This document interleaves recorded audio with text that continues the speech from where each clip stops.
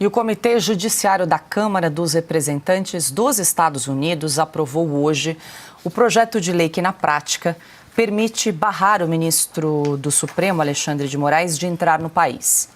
A proposta, chancelada por deputados do Partido Republicano do presidente Donald Trump, impede a entrada, cancela o visto e deporta oficiais de governos estrangeiros que violem ou tenham violado direitos de liberdade de expressão de cidadãos americanos. A proposta segue para análise no plenário.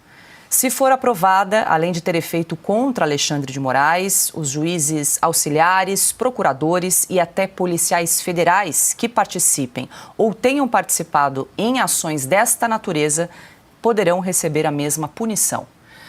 O governo de Donald Trump se pronunciou pela primeira vez sobre as decisões do ministro Alexandre de Moraes.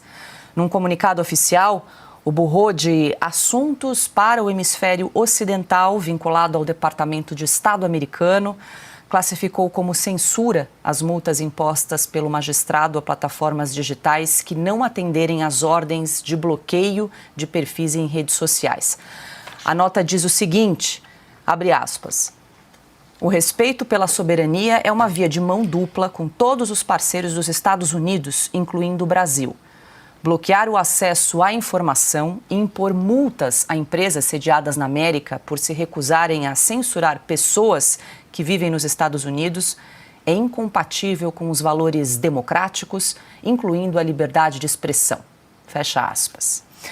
Ana Paula Henkel, muito boa noite. Mais um dia agitado no noticiário, no Brasil, internacional aí também. Claro que quero te ouvir, essa comissão aprovou esse projeto de lei que ainda precisa passar em plenário. Se a gente pudesse fazer uma analogia, talvez seria como se fosse um projeto de lei que fosse aprovado aqui na CCJ e aí depois passaria em análise no plenário de todos os deputados. Mais ou menos isso, Ana, para a gente explicar para quem nos acompanha?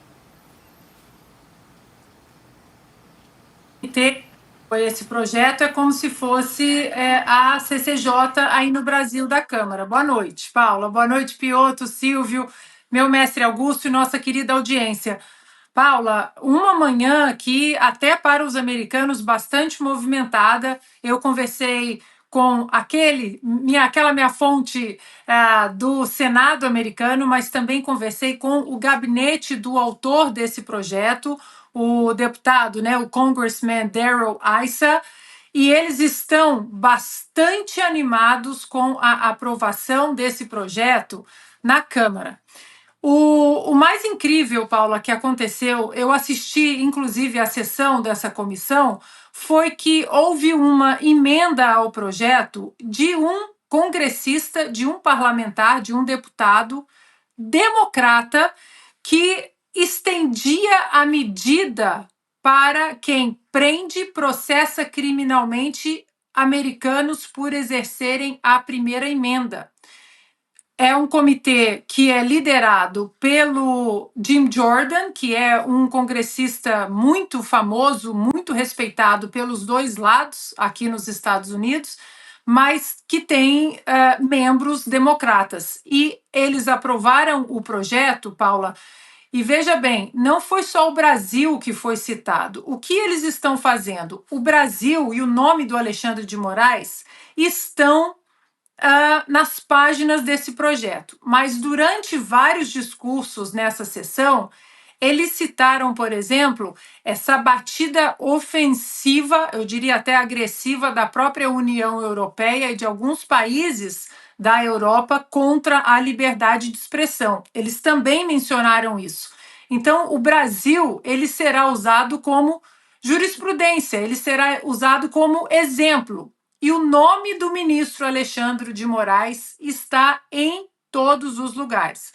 Agora, coincidentemente, Paula, que não foi não foi uma coincidência assim, eu acho que foi uma coisa planejada, logo depois que o projeto passou nessa sessão desse comitê, o Departamento de Estado tuitou sobre isso, a Embaixada Americana no Brasil também tuitou sobre isso e o Donald Trump e todos englobando não apenas esse projeto, mas também aquele processo que corre na Justiça da Flórida, da Rumble e do Donald Trump, das empresas de mídia do Donald Trump, contra Alexandre de Moraes por causa exatamente dessa batida forte aí contra a liberdade de expressão. E aí, Paula, eu sei que a gente vai trazer um pedacinho do discurso do autor dessa lei, mas basicamente o que eles disseram é o seguinte: olha, vocês podem censurar o que vocês quiserem no país de vocês. Pode censurar inconstitucionalmente, pode derrubar as plataformas digitais de maneira inconstitucional. Isso é uma prerrogativa de cada país. Só que vocês não entrarão nos Estados Unidos e outras sanções também podem ser aplicadas. Eles falaram também, Paula, de juízes, de cidadãos comuns, de policiais federais, ou seja, o escopo é grande para quem atentar contra a liberdade de expressão no mundo em relação aos Estados Unidos. Então, Paula, de novo, eles falaram, podem fazer o que quiser nos países de vocês, só não vão entrar mais nos Estados Unidos. Ana, você falou do discurso do deputado republicano Darrell Issa, que é o autor, inclusive, do projeto de lei que passou hoje no equivalente aí à CCJ da Câmara Americana. A gente separou um trecho do discurso para acompanhar. The fact is, we have seen censorship of what others want to have their free speech begin to happen. That means that America expressing its own views in America or the views of freedom around the world can no longer do that unless we stand up. My bill seeks to simply say, go ahead, ignore the First Amendment in your own country. It's your right. Absolutely, you can. And if you want to, shut down X. But don't expect to come to America under a U.S. visa. Don't expect to be in America and remain if, in fact, you are the perpetrator of that extinguishing of free speech. In short, we're not going beyond the water's edge. We do nothing to people abroad. But when you come on our shores, we stand united for the First Amendment. Darrell Issa também publicou um tweet, uma declaração sobre a aprovação do projeto. Abre aspas. Desculpe, censores, vocês perderam hoje. Nenhum censor em nossas costas. Censure um cidadão americano e você não é bem-vindo aqui ou será mandado embora. Fecha aspas. Piotto, quero ouvi-lo. A gente separou ali um trecho do discurso do deputado aí, autor do projeto, como bem lembrou a Ana, e a gente percebe aí como os americanos têm uma proteção mesmo, um respeito, né, inabalável em relação à primeira emenda que protege a liberdade de expressão. E é o que a Ana falou, querem fazer no seu país, façam, mas aqui não. Aqui vai ter consequências. E se fizerem no seu país, vocês também não vão entrar aqui. Aí tem a extensão que a Ana já fez menção. Vamos imaginar que isso vá pegar a burocracia inteira que se envolveu num ato de censura. No caso do Brasil, não é só a decisão do ministro.